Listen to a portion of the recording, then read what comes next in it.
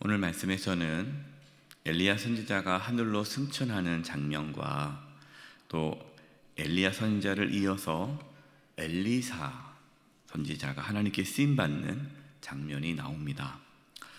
오늘 말씀을 통해서 우리는 어떻게 사역을 해야 하는지, 또 이 땅의 삶을 우리가 어떻게 마무리를 해야 하는지에 대해서 오늘 말씀을 통해 나누려고 합니다. 1절과 2절입니다. 여호와께서 회오리 바람으로 엘리야를 하늘로 올리고자 하실 때에 엘리야가 엘리사와 더불어 길갈에서 나가더니 엘리야가 엘리사에게 이르되 청하건대 너는 여기 머물라 여호와께서 나를 베델로 보내시느니라 하니 엘리사가 이르되 여호와께서 살아계심과 당신의 영혼이 살아있음을 두고 맹세하노니 내가 당신을 떠나지 아니하겠나이다 하는지라. 이에 두 사람이 베델로 내려가니. 엘리야 선지자는 그동안 하나님께 쓰임을 받았습니다. 엘리야가 행했던 그 모든 능력은 하나님께로부터 온 것이죠. 엘리야는 지금까지 자신의 생각대로 사역을 하지 않았습니다. 늘 하나님의 이끄심에 순종하였습니다.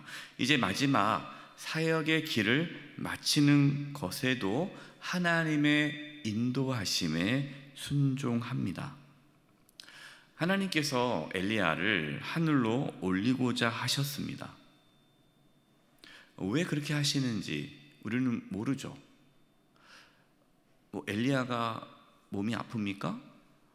엘리야가 판단력이 떨어졌습니까? 그렇지 않아요. 엘리야는 지금 건강합니다. 충분히 사역을 할 수 있습니다. 이렇게 얘기할 수 있잖아요. 하나님, 저 더 할 수 있는데요. 저 아직 괜찮습니다. 그럴 수 있잖아요. 그러나 엘리야는 하나님께 제가 더 사역을 하겠습니다 하지도 않습니다. 그냥 하나님의 뜻에 순종합니다. 바로 이것이 사역자의 자세죠. 이것은 비단 목회자들만의 태도가 아닙니다. 우리 모두가 다 왕같은 제사장 아닙니까? 우리는 하나님의 인도하심에 순종해야 합니다. 내가 하고 싶다고 하고 하기 싫다고 안 하고 나에 의해서 하나님의 일이 결정되는 것이 아니에요. 우리는 하나님의 인도하심에 순종할 뿐입니다. 지난 주일 얼른 목사님을 통해서 하나님께서 우리에게 주신 말씀이죠. 늘 말씀하시죠. 끝날 때까지 끝난 것은 아니다. 끝날 때까지. 그 말은 우리가 하나님 앞에서는 그날까지 순종하며 살아가야 한다는 것이에요. 근데 사람이 이제 점점 일을 하다 보면 힘이 생기게 되고 뭔가 영향력이 생기다 보면은 그 자리에 마치 내가 하나님인 것처럼 착각에 빠질 때가 있습니다. 우리는 늘 경계해야 합니다. 우리는 하나님이 아니죠. 하나님께 순종해야 할 하나님의 종입니다. 엘리야는 하나님께서 자신을 베델로 보내신다라고 말씀하고 있습니다. 베델로 보내신다. 나는 하나님의 인도하심에 따라 순종함에 따라 베델로 갈 테니 엘리사는 여기 길갈에 남아 있으라 라고 얘기합니다. 근데 엘리사는 뭐라고 말을 합니까? 아닙니다. 저는 절대로 엘리야 선지자님을 떠나지 않겠습니다. 엘리사는 하나님께서 엘리야를 사용하셨듯이 이제 하나님께서 자신을 사용해 주시기를 원했습니다. 엘리야를 따라가는 길이 험하고 힘들죠. 그러나 그 길을 함께 가기로 결정합니다. 이렇게 말씀을 묵상하면 참 엘리사는 충성스러운 일꾼이었어요.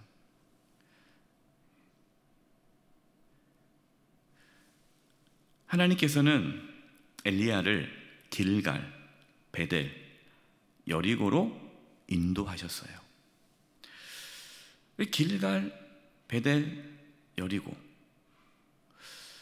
특별히 이제 여기서 길갈은 그 당시에 영적 중심지입니다. 거기서 이제 베델로 가고 여리고로 가라고 했는데, 당시에 길갈과 베델과 여리고는 선지자들이 모여서 훈련을 받던 곳입니다. 그러니까 오늘날로 따지면은 신학교예요. 신학교가 그곳에 있는 거예요. 선지자들이 모여서 훈련을 받는 곳입니다. 하나님께서는 엘리야를 하늘로 데려가시기 전에 선지자들이 모여 있는 그 선지자 훈련 센터로 가서 마지막으로 그 선지자들을 훈련하게 하십니다. 그러니까 엘리야의 마지막 사역은 무엇입니까? 다음 영적 지도자를 세우는 일이었어요. 우리의 삶을 마무리할 때 우리가 힘써야 할 것은 무엇일까요?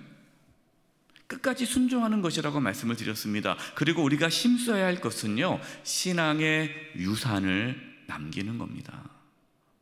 그러니까 지난 주일에 영세교회 사랑 이야기라는 책을 가정 한 권씩 나눠드렸습니다. 나눠드린 이유는 우리 성도님들의 그 신앙의 유산을, 또 우리 영세교회를 통해서 주신 하나님께서 우리에게 주신 그 신앙의 유산을 후대 자녀들에게, 손주들에게 나누라고 드린 거예요. 우리의 자녀에게, 교회의 다음 세대에게 신앙의 유산을 남겨주어서 그들이 이어서 하나님의 나라를 위해 일할 수 있게 해주어야 합니다. 여러분, 이것이 끊어지면 안 되는 거예요. 한국교회의 가장 큰 위기는 신앙이 단절입니다. 부모님 세대는 다 예수님을 잘 믿었는데 그 부모님 그 다음 세대가 신앙생활을 하지 않는 자녀 세대가 너무나 많은 거예요. 참 마음이 아픕니다.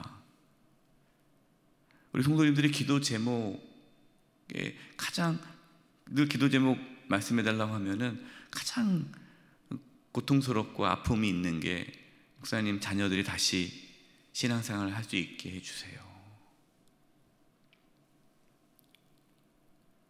손주들이 신앙생활을 할 수 있게 해주세요. 그럼 그것이 우리가 마지막으로 해야 할 사명입니다. 엘리야는 하나님의 인도하심에 순종하여 베델, 여리고, 요단까지 가는 동안 엘리사는 절대로 엘리야를 떠나지 않았어요. 열왕기하 2장 7절과 8절입니다.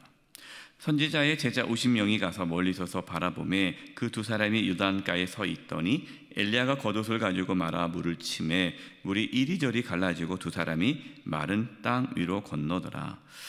이제 하나님께서 이제 엘리야를 하늘로 데려가시기 전에 증인들을 세우십니다.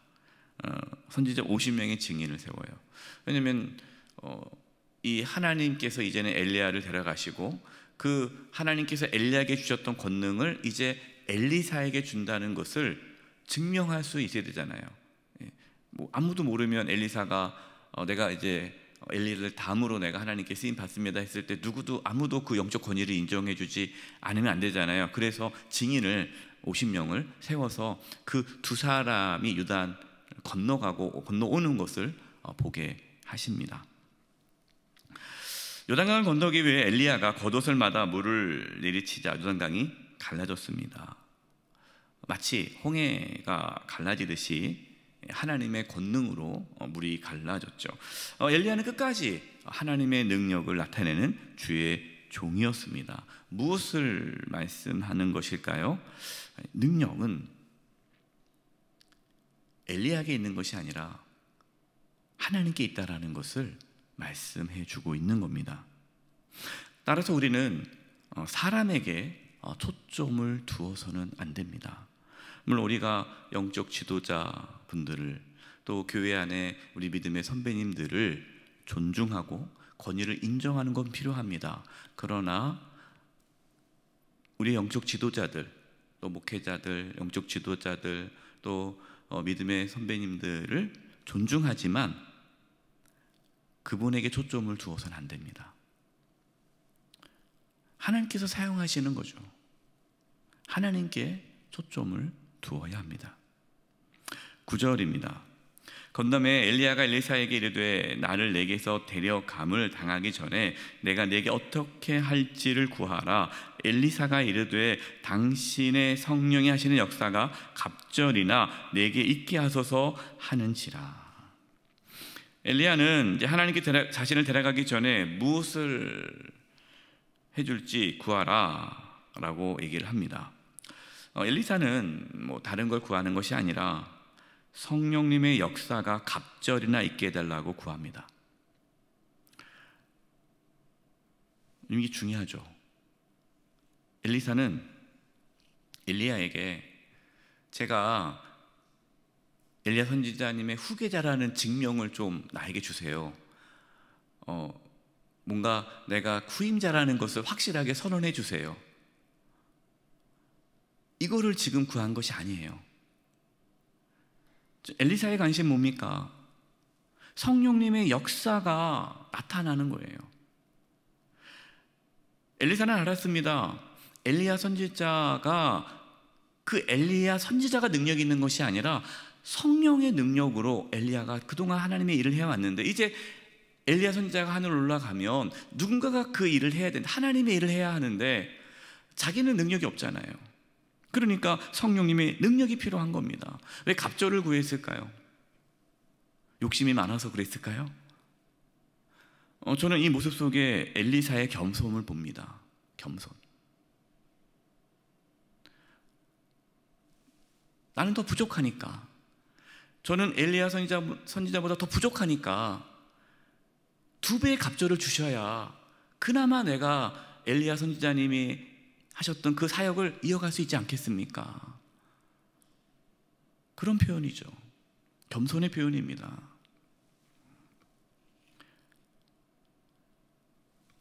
그렇습니다. 우리에게 필요한 것은 우리의 능력이 아니라 성령님의 능력입니다.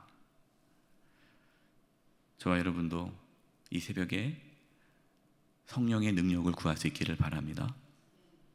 성령의 능력이 우리 가운데 임해서 하나님께서 우리에게 주신 사명을 잘 감당할 수 있기를 구할 수 있기를 바랍니다.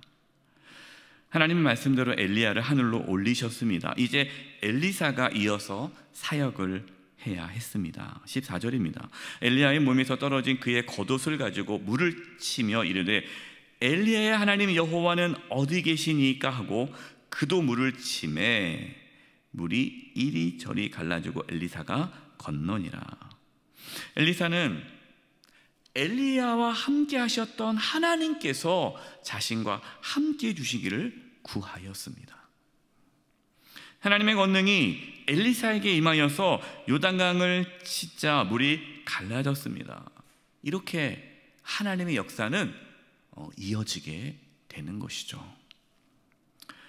오늘 말씀을 묵상하면서 우리도 겸손히 하나님의 능력을 구할 수 있기를 바라고 끝까지 하나님께서 우리에게 주신 사명을 겸손히 순종하며 이어갈 수 있기를, 특별히 우리의 다음 세대에게 신앙의 유산을 남겨주는데 마지막 우리의 삶을 헌신할 수 있도록 하나님 앞에 나아가 기도하는 저와 여러분 되시기를 주님의 이름으로 축원드립니다. 이제 우리 합심해서 기도할 것은 하나님, 끝날 때까지 끝난 것은 아니다라는 그 말씀에 우리가 순종하고 끝까지 하나님 앞에 순종하게 하여 주시옵소서. 하나님의 자리에 우리가 앉는 그러한 영적 교만함이 없게 해주시고 늘 겸손하게 하나님의 뜻에 순종하며 살게 해주시고, 특별히 우리 다음 세대에게, 우리 자녀손들에게, 우리 교회 다음 세대에게 신앙의 유산이 잘 이어지게 하여 주시옵소서. 우리에게 성령의 권능이 필요합니다. 우리에게 성령의 능력을 허락하여 주시옵소서. 우리 이 부분을 합심의 통성으로 기도하며 나아가겠습니다. 하나님 아버지, 저희들 연약합니다. 부족합니다. 아무것도 아닙니다. 마른 막대기와 같습니다. 주님 도와주시옵소서. 사용하여 주시옵소서. 끝까지 하나님의 말씀에 순종하며 살아가게 하여 주시옵소서. 성령의 능력이 필요합니다. 성령의 능력을 주시옵소서. 성령의 권능을 주시옵소서. 성령 충만함을 주셔서 하나님 저희들에게 주신 사명을 잘 감당케 해주시옵소서. 다음 세대에게, 우리의 자녀손들에게 신앙의 유산을 남겨줄 수 있게 하여 주시옵소서. 55년 동안의 영세교회를 세워주시어 여기까지 인도해 주신 하나님, 우리 영세교회에게 부어주신 그 신앙의 아름다운 유산이, 사랑의 천국방언이 또 우리 대대로 이어갈 수 있게 해주시고, 오직 예수 그리스도의 사랑을 온전히 경험하고 나누는 다음 세대가 될 수 있도록 도와주시옵소서. 하나님 아버지, 끝까지 주의 말씀에 순종하며 살게 해주시고, 또 겸손하게 하나님의 권능을 구하며 살게 해주시옵소서. 저희들 아무것도 할 수 없습니다. 연약합니다. 성령의 충만함을 주시고 우리의 자녀손들 가운데, 우리 교회 다음 세대 가운데 신앙의 유산을 남길 수 있게 저희들을 사용하여 주시옵소서. 예수님의 이름으로 기도드립니다. 아멘.